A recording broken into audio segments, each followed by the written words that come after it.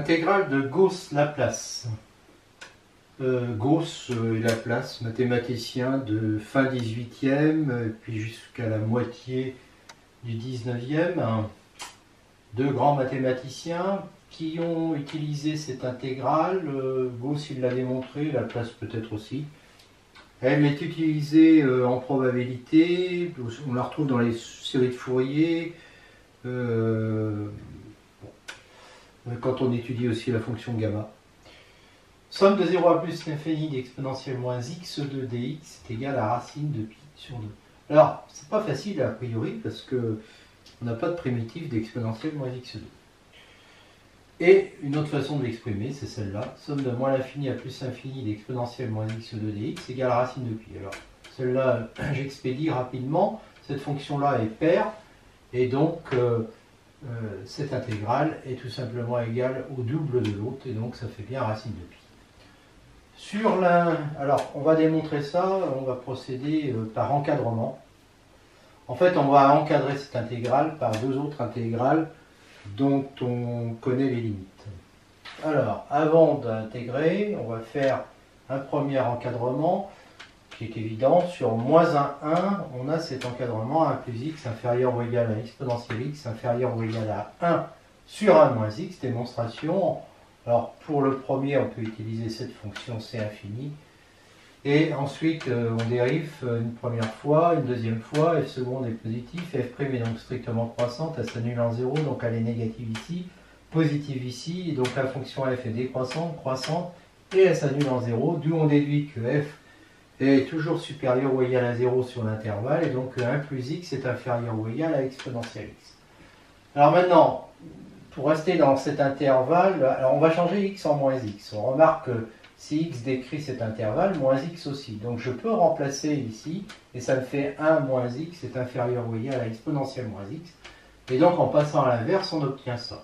Alors évidemment, on a perdu au passage moins 1, mais puisqu'on a cet encadrement, qui est vrai sur tout cet intervalle, la limite d'exponentielle x quand x tend vers moins 1, eh ben, c'est exponentielle moins 1, elle va être inférieure ou égale à la limite de 1 sur 1 moins x quand x tend vers moins 1, et on peut calculer cette limite qui est égale à 1,5, donc cet encadrement reste évidemment vrai par passage à la limite.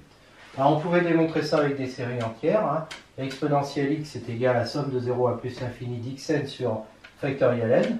Bon, si on prend les deux, ce sont que des termes positifs, et les deux premiers sont égaux à 1 et x. Donc ça donne 1 plus x2 sur factoriel 2, etc. Donc c'est supérieur ou égal à 1 plus x. Et quand le module de x est inférieur à 1, alors là évidemment il faut imposer ça, 1 sur 1 moins x est égal à la somme de 0 à plus l'infini des xn. Donc ça, là le coefficient c'est 1, il est évidemment supérieur ou égal à 1 sur factoriel n. Donc ça va être plus grand que l'exponentielle x. Donc exponentielle x est plus petit que ça, sur l'intervalle moins 1 ouvert. Donc il y a le même problème en moins 1. Et ça reste vrai en moins 1 par passage à la limite. Alors maintenant, on introduit donc les intégrales qui vont nous servir à trouver ça. Donc in égale somme de 0 à racine de n de 1 moins x2 sur n à la puissance n. Kn dx. Kn est égal à la somme de 0 à racine de n de 1 plus x2 sur n à la puissance moins n dx. Alors, in est égal à racine de n, somme de 0 à pi sur 2 de cosinus de 2n plus 1t dt, intégrale de Wallis. Et kn est égal à racine de n, somme de 0 à pi sur 4 de cosinus 2n moins 2 sur t dt. Pas tout à fait Wallis parce que c'est pour pi sur 2.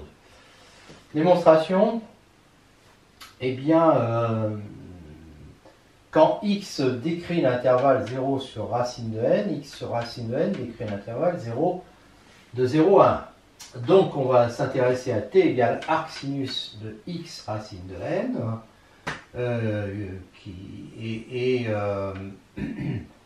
et on a x qui est donc égal à racine de n sinus t.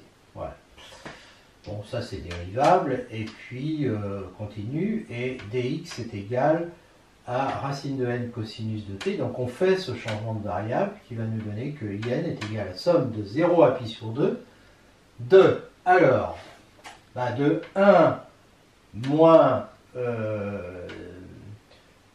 racine de n sinus t au carré, donc 1 moins sinus carré t à la puissance n, d'accord, multiplié par le dx qui est devenu racine de n cosinus t, dt. Donc ça, comme ça fait cosinus carré t, il va être à la puissance n, donc cosinus t à la puissance 2n, et puis on en rajoute un, donc ça fait exactement ça. Et donc, c'est gagné pour la première intégrale. Alors, pour la deuxième, eh bien, comme x est entre 0 et racine de n, x sur 1, on a toujours ça, et on pose t égale arc tangent de x sur racine de n. Donc, x égale racine de n tangente t. Voilà. Et donc, dx égale racine de n, alors tout ça, dérivable continue, racine de n sur 1 plus tangente carré t. Et donc, ça me fait quoi quand je remplace ça? Eh bien, ça fait c'est ici. 1 plus racine de n, on a dit tangente t au carré, donc 1 plus tangente carré t à la puissance moins n fois le dx. Alors ça fait 1 sur cosinus carré t à la puissance moins n, et ça fait aussi 1 sur cosinus carré t. Donc en fait, le cosinus carré, là, il est à la puissance 2n en bas, ici il est à la puissance 1, 2n plus 1, puis on remonte ça en haut. Et, non, je me suis trompé quelque part. Alors ça, je le remonte en haut, ça fait cosinus à la puissance 2n, et celui-là, je remonte en haut, ça fait moins 1. Moins 2, parce que, voilà. Donc ça fait cosinus 2n moins 2t dt. De 0 à pi sur 4 est multiplié par racine de n, et c'est bon. On introduit maintenant Jn égale 0 somme de 0 à n d'exponentielle moins x2 dx. Alors évidemment, il est coincé entre les deux, puisque on utilise l'encadrement. Ah oui, je peux le démontrer. Donc on utilise cet encadrement qu'on avait trouvé avant. D'accord? Et là, on change t en moins x2 sur n, donc ça fait x, si x est entre 0 et racine de n, t, il est entre moins 1 et puis 0. Et donc, j'ai bien 1 moins x2 sur n, qui est inférieur ou égal. Donc ça reste dans l'intervalle moins 1 tout à l'heure. Et donc, j'ai ça. D'accord? Et j'ai ça, et comme la fonction puissance est croissante, et puis que là on est sur là on est entre le x est entre 0 et racine de n, donc tout ça c'est positif, donc on va mettre à la puissance, et ça nous fait donc ça, voilà, et donc passage à l'intégrale, et puis ça nous fait in inférieur ou égal à jn inférieur ou égal à kn. Voilà. Alors in, c'est une intégrale de Wallis. Alors, Kn, j'ai dit que c'était ça, mais c'est cousin de Wallis pour Kn. C'est pas tout à fait Wallis. Wallis, c'est ça. D'accord? Et on sait que c'est équivalent à racine de pi sur racine de 2n au voisinage de plus infini. Donc, si je prends in, c'est alors, in, c'était je sais plus. In, c'est ça. C'est racine de n fois une Wallis. Alors, une vraie Wallis, qui est u 2n plus 1. Donc ça va être équivalent à racine de n, et puis là je remplace racine de pi sur racine de 2, 2n plus 1. Alors le 2 fois les 4, je peux le sortir, ça fait 2, et là il va rester quelque chose qui est équivalent à racine de n, et qui se simplifie avec l'autre, et donc ça tend vers racine de pi divisé par 2. Kn est égal à racine de n, somme de 0 à pi sur 4 de ça, ça c'est inférieur ou égal à somme de 0 à pi, sur 2, pardon, parce que en fait on intègre une fonction qui est positive, c'est un carré, voilà. Et donc et là j'ai du vrai Wallis, et ça fait racine de n u 2n moins 2. Donc c'est équivalent à racine de n fois racine de pi sur racine carrée de 2n moins 2, et je fais pareil, je sors le 2, il va rester quelque chose d'équivalent à racine de n qui se simplifie, ça fait racine de n sur racine de pi sur 2. Et donc je passe à la limite dans in inférieur ou égal à jn inférieur ou égal à cette fraction, à cette intégrale, et comme les deux tendent vers racine de pi sur 2, jn a une limite qui est racine de pi sur 2. et dire que ça a une limite, j'ai une fonction qui est positive. Si ça a une limite, ça veut dire que 0 somme de 0 à plus infini d'exponentielle moins x2 dx est convergente et qu'elle converge vers la limite. Il est donc racine de pi sur 2 et c'est gagné. Oui, j'ai utilisé les intégrales de Wallis, mais ces résultats-là, je les ai démontrés dans un chapitre qui est consacré notamment aux intégrales de Wallis et à la formule de Stirling qui peut être démontrée justement avec les intégrales de Wallis.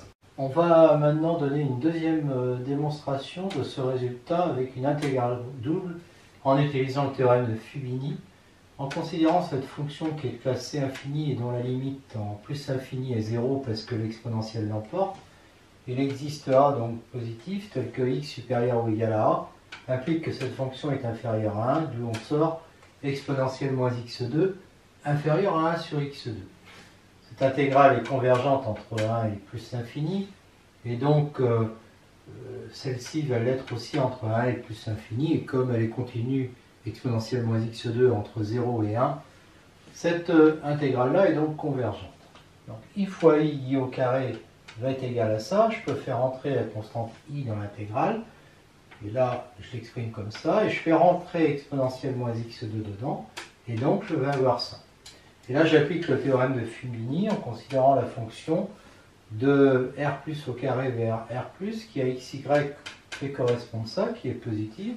Elle est continue, et donc d'après Fubini, quand on intègre cette fonction-là sur R2, avec la mesure produit, on va obtenir ça. D'accord ? Fubini, on n'est même pas obligé de... On peut considérer des fonctions positives mesurables seulement. Mais là, on est sûr que ça va être intégrable parce qu'on sait déjà que i est convergente, donc i au carré est un nombre réel positif. Donc ça nous donne ça, d'après Fubini. Et là, on va passer maintenant en coordonnées polaires pour calculer ça, parce que après on n'aura plus qu'à prendre la racine carrée. C'est égal à ça, et ça, donc, on a vu que c'était égal à i carré. Donc encore, on fait un théorème de changement de variable, en considérant phi qui a Rθ appartenant à D. Alors je prends ce domaine-là, donne R cosinus θ, c'est un rectangle, R sinus θ, donc là c'est la boule fermée. F est continu positif sur B, donc intégrale sur B. Et Rθ, la fonction, qui a Rθ appartenant à D fait correspondre f rond phi de Rθ appartenant à B est intégrable. Et on a somme double sur B de f est égale à somme double de f rond phi de Rθ fois R de R dθ. Ça, c'est plus que le théorème de changement de variable, c'est carrément en polaire. Donc, somme double de cette fonction-là, elle va être égale à somme sur D de R exponentielle moins R2, alors c'est encore ça, une intégrale double, dr dθ, et donc là, ça nous fait ça, pour sur le domaine D, donc petit r compris entre ça et ça, et θ entre 0 et pi sur 2. Et donc, Fubini nous dit que je peux intégrer d'abord par rapport à θ, puis ensuite, non, d'abord par rapport à R, puis par rapport à θ. Donc c'est égal à ça. Et ça me fait, c'est parce que j'ai des fonctions positives. Et ça me fait donc cette intégration, là, j'intègre par exponentielle, moins exponentielle de moins R2 sur 2, parce que quand je dérive ça, ça fait bien ça, entre 0 et R. Donc ça fait en 0, bah, ça fait moins 1 sur 2, mais j'enlève. Et puis l'autre, bah, ça me fait moins exponentielle moins R2 sur 2. Et puis le dθ, bah, θ il varie, ça joue comme une constante. Puis on intègre entre 0 et pi sur 2, ça fait fois pi sur 2. On fait tendre R vers plus l'infini, ça tend vers 0. Et donc la limite est égale à pi sur 4, et on sait que c'est i carré. Donc i est égal à racine de pi sur 2. Voilà. Pourquoi est-ce qu'on peut écrire ça C'est parce que, en fait, phi est... Alors, il faudrait prendre les ouverts, par contre. C'est-à-dire qu'en prenant des ouverts à la place des fermés, on va juste se priver de parties qui sont négligeables pour l'intégrale. Et à ce moment-là, phi, c'est un difféomorphisme de ça vers la boule ouverte. Et pourquoi ? Eh bien... parce que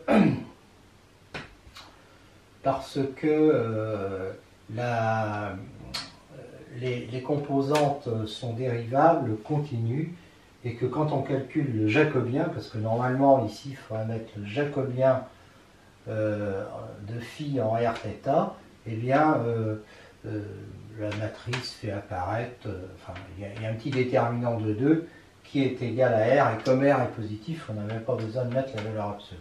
Voilà, mais enfin, ce n'était pas l'enjeu de cette démonstration.